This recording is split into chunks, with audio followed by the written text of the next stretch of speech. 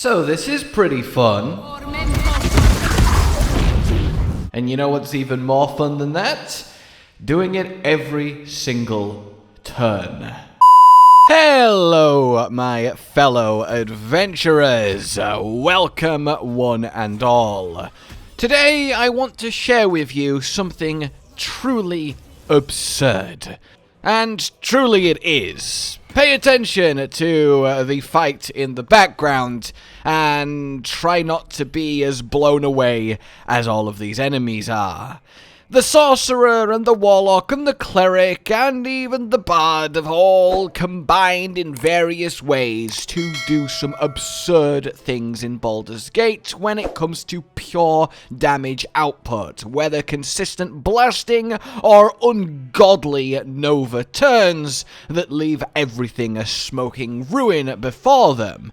But the wizard, I fear, has been left behind just a bit. They're obviously good, and in D&D at high level, they are essentially gods, but in Baldurs Gate 3, when it comes to the big boom magic, I wanna just kill things, the other pure casters have certainly been doing a better job. Especially as Evoker has felt a little bit underwhelming so far, at least in my experience. Or at least until now, because we are going to remedy this with a 10-1-1 tri-multiclass wizard build that results in the simple yet legendarily effective spell Magic Missile, doing upwards of 400 damage a cast. And this isn't just an overturn, you can be pumping these out every single turn. It is the only offensive spell you will need, which is really neat as it lets every other spell slot and choice get assigned to utility, or buffs, or control, or just neat little things you like to use, as you just don't need anything other than Magic Missile. Especially as only like 2 enemies in the entire game even use shield against you to begin with. This really gets amazing from level 4 and then just gets better and better as you go through the game, so this is certainly something that you can play through with. But in essence, we use the quite frankly ridiculous gear synergies possible to then weave into Magic Missile with the perfect class setup behind it that results in every single missile doing potentially 50 damage. And you can cast 8 of them with a 6-level spell slot, of which will have 3 per day. And with varied targeting guaranteed hit, this is consistently broken in the most delicious of ways. So, if you are sold, if you are ready then to be a proper magic god with all the tricks that come with it and benefits of just having a bunch of spell slots and the full wizard spell list to play with, then, without further ado, let's make just that happen. With us then, as always, sends us on our way to this magnificent creation. Now, you need 10 levels of wizard for this setup. The other 2 levels are completely up to you what you go with. I'll share what I've done, because I believe it to be the optimum best way to complement the main core wizard here, but truthfully, you can just kinda go crazy. Go pure wizard, or 11 wizard, and 1 of something else to get a 6-level spell, and it's very customizable in that sense. For me though, and what I would recommend, is starting as Sorcerer for con proficiency. It's very useful for many obvious reasons, but it also gives us an extra little layer to what tools we have available. For your cantrips, choose whatever you like the look of, and the same with your spells. I would lean towards things that aren't damaging spells that give you utility options, as they will shine through because all our damage will be Magic Missile. So for now, I'm just going to grab Shield and Enhanced Leap. Shield is just so nice nice. For your subclass, I'm going to go Storm Sorcery just so I can still Tempestuous Magic fly around the place, which helps you out as you're still a wizard, and even though we'll end up at like 20 AC, you know, not getting hit is always better than getting hit. You can do a little bit of Draconic Bloodline, you will still be wearing clothing, and again, it's up to you. Then for your abilities, we will be shaping up thusly. We will be casting Wizardiness, so Int is what we want at 16, we don't need the Charisma, and then getting the Constitution and Dexterity on 16 and 14, either way round that you prefer, is next best, and then Strength, Wisdom, and Charisma get the 10, 10, 8 in any order you desire, but this is what I found works well. So, now we can go on our level up journey, and our first extra level is again not going to be Wizard. Though that said, if you are doing this from level 1, you can actually save the third class being mixed in here until level 12 and do 1 Sorcerer, 10 Wizard, and then 1. But as I'm showing you it all the way at endgame instantly, let's just get this one done as it is a level of Cleric. Now we want to be choosing pure casters here because we need to end up with a level 6 spell slot, so we can't do anything funky like 2 Fighter, 10 Wizard for a bit of action surge, although that is quite neat. A 6 slot is too valuable. For your cantrips, well, I would of course always recommend the Guidance, and then anything else you'll think you'll get use out of. Of course, you know, we have to take Misture, given we're a wizard build, there's no real other option here, and then your Domain. Now, I would go Light. The reason being is simply it's the most useful one. One of the main reasons we get this extra Cleric level is you get a lot from 1 level of Cleric, and not many other classes offer you that with 1 level. We've already got 11 accounted for with 10 Wizard, 1 Sorcerer, and it lets us grab Sanctuary, which is so unbelievably useful to be able to pop on yourself until you're ready to go absolutely crazy with your magic missiles, and indeed any of the given Cleric spells if you find a calling for them. And then Light Domain I like simply for warding flare to give you even extra survivability on top of shield, making it really hard for enemies to actually hit you, and help protect your haste concentration as we don't have the spare feat space here to get Warcaster. So with that in mind, we move on then and start powering up our wizard.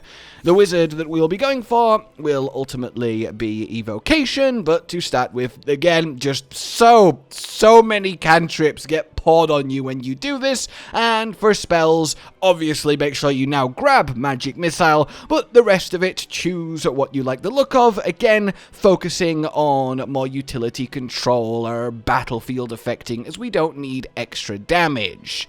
Then we get to level 2, and this is where we get our subclass, and we can start getting the extra features of it. Firstly, the evocation, we get to Sculpt, which isn't the craziest in this build, as we're not going to be throwing fireballs on a group of allies and enemies, though of course you can indeed do that, and once again, grab spells you think will work for you. Over in level 3 town, nothing hugely happens, except of course the addition of level 2 spells, so I like to get said usefulness piled on, and onwards to level 4, where we will be grabbing our first feat, which will be a nice and simple improvement to intelligence, as we want this modifier to be as high as possible, as it will directly contribute a absolutely colossal amount of damage, and then even more just general usefulness.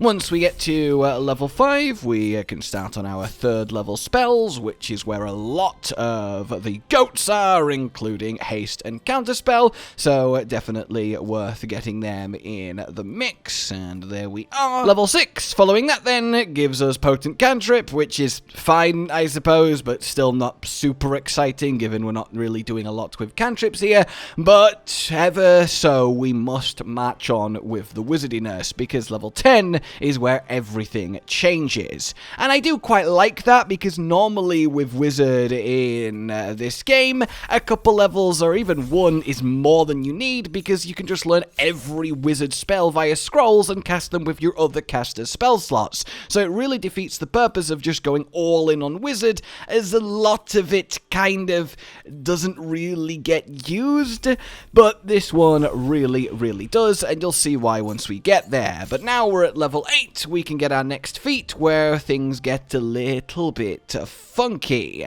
Grab some more useful control, as we don't again need damage, and we are going to get Dual Wielder. This is so important, and it is one of the ways we really pump our damage, because both weapons will be holding, apart from giving us some real cool Gandalf vibes, will be key, and we simply cannot pick just one, so now we can have both. Then we match on to level 9, almost at that beautiful finish line, and here once again, grab your spells. Definitely Conjure Elemental, as it's just a really potent 5th choice, and then I'll get some Confusion, and that is a nice bit of control on the battlefield too. Over at level 10 land, we are finally going to unlock why we have committed so hard to Wizard to do magic missiles over something like Sorcerer, and it is this empowered evocation. When you cast an evocation spell, you add your int modifier to the damage. I.e., with us at 18, yes, you can use the Mirror of Loss to get to 20, or use a few of the other permanent buffs and take it even higher, but for us at 18, this means every single arcane missile gets +4 guaranteed damage, and since they all are guaranteed to hit, and at 6th level you fire 8 of them, well, you can see how that ends up, which is the best bang for your buck when we're thinking about a class to work with arcane missiles, as it's force damage, so we can't do any like draconic sorcerer shenanigans. Then we get yet more pointless cantrips that we'll never cast, and our final selection of spells that will round off our various options.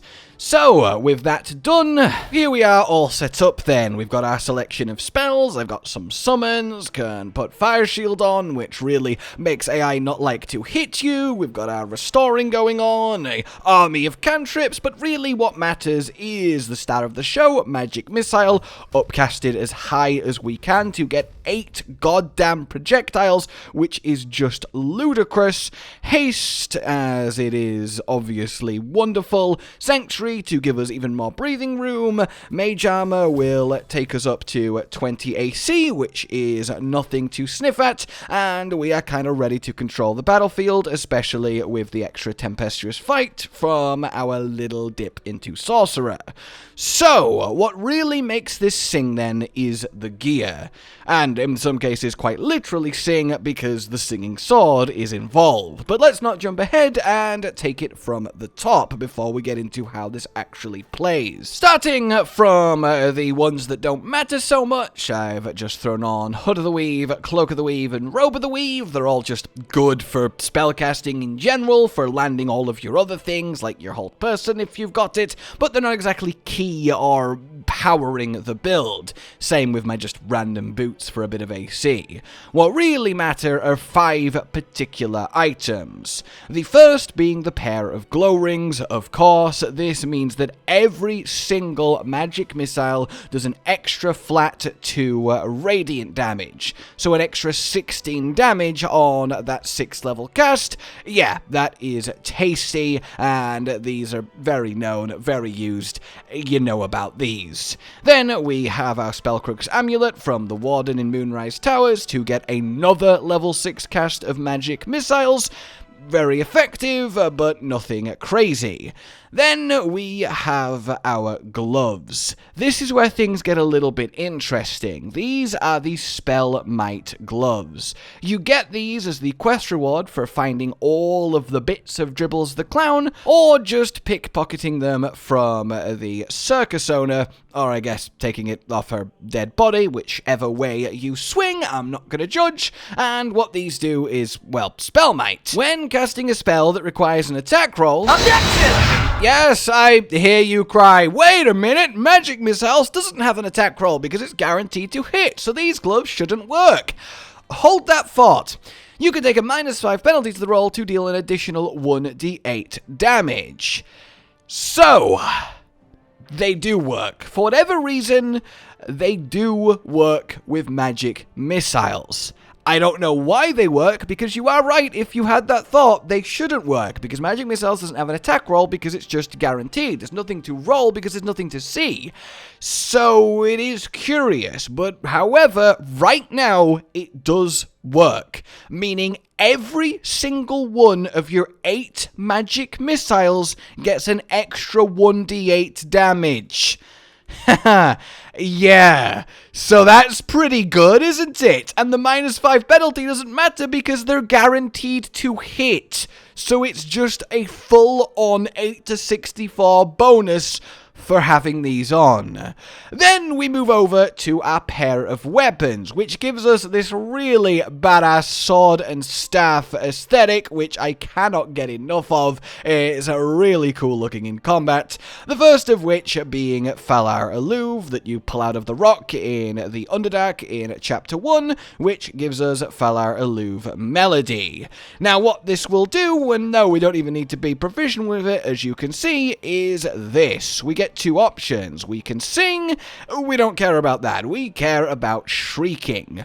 What this essentially means is that every time we damage an enemy while we are in this aura that we have got going on now thanks to the shrieking, we will do an extra 1 to 4 thunder damage. So 8 missiles, 8 more lots of 1 to 4 thunder damage. Yeah, again, a massive boost.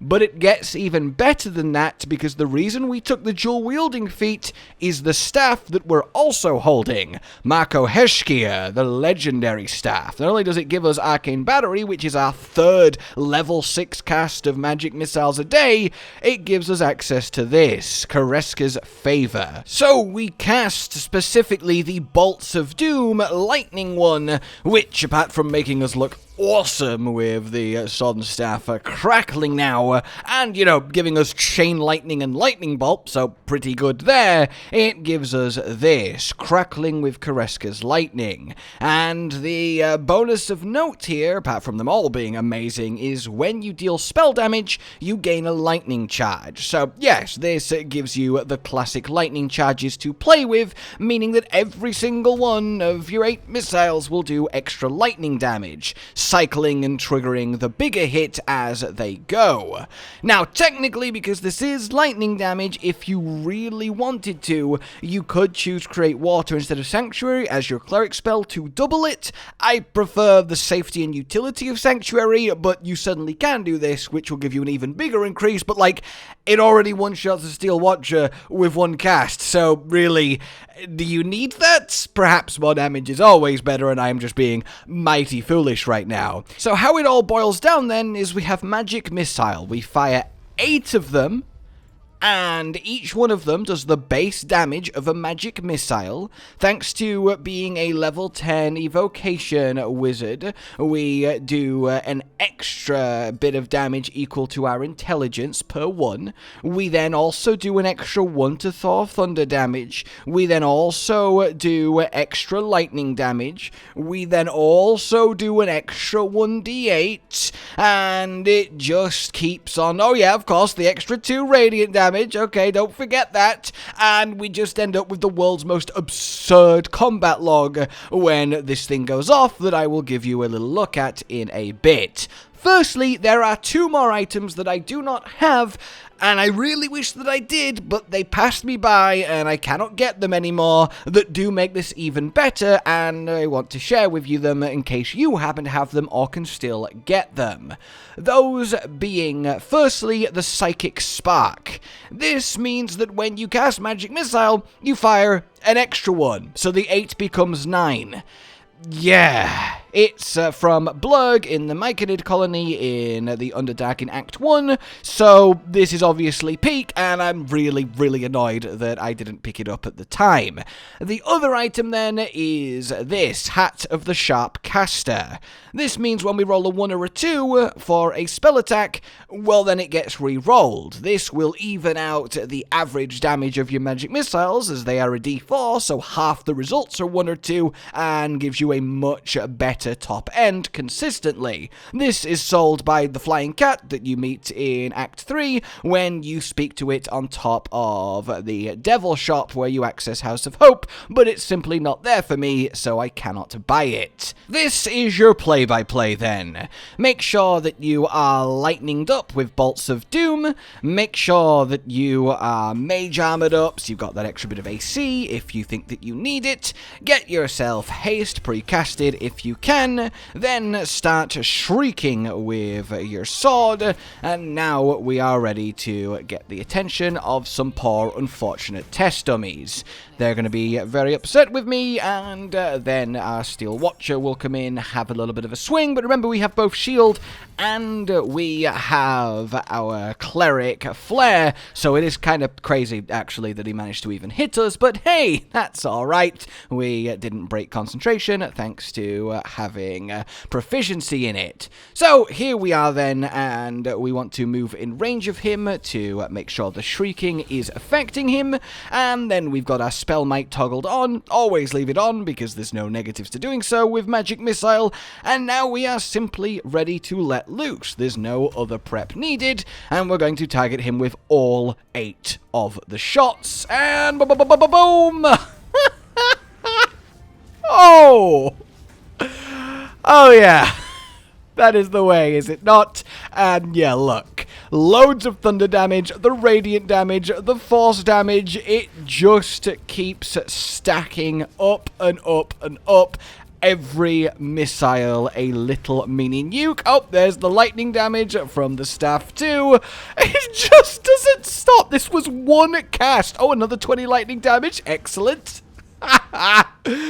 Bloody brilliant. And then, obviously, because you are playing with Magic Missile, just spread it between all of the enemies. You can individually target each bolt, and you can do it with every single one of your spell slots, and with level 6 multiple times, thanks to Arcane Battery and Spell Slot Restoration, so it's not just a single target destroyer. Every single turn, you can just mow down waves of enemies as much as you need to. It is perfect. So there you have it, everybody. My take on a full-on nuclear evocation wizard using magic missiles and all the absurd ways you can mix more and more damage into it to create something quite frankly absurdly unstoppable. I am very much beyond pleased with this. It will, however, kind of trivialize most bosses. You can kill Raphael in a turn using this, 2 level 6 casts, and he'll pretty much be done. So, wield this power wisely is all I will say. But definitely do give it a go if you're feeling up for it, because it is mighty fun to have that kind of oomph at your literal fingertips. For now then, let me know if you have enjoyed this build, and I hope you look forward to the next one, because there is a lot more in the oven, and a few really kooky ideas too that I think you'll find amusing. Like if you enjoyed this, subscribe and hit the bell for more. Consider supporting the future of the channel on Patreon down below, and until we meet again, a goodbye. Josh, Cotton, and Hollow with the videos, dropping the humor like a hammer on your tippy toes, bringing entertainment on a daily arrangement to take our insanity and turn it into entertainment. Yes, I said entertainment twice, to reiterate that it is nice to look into your faces on a mostly daily basis when you let us in your homes to make the whole world a stage. Goodbye.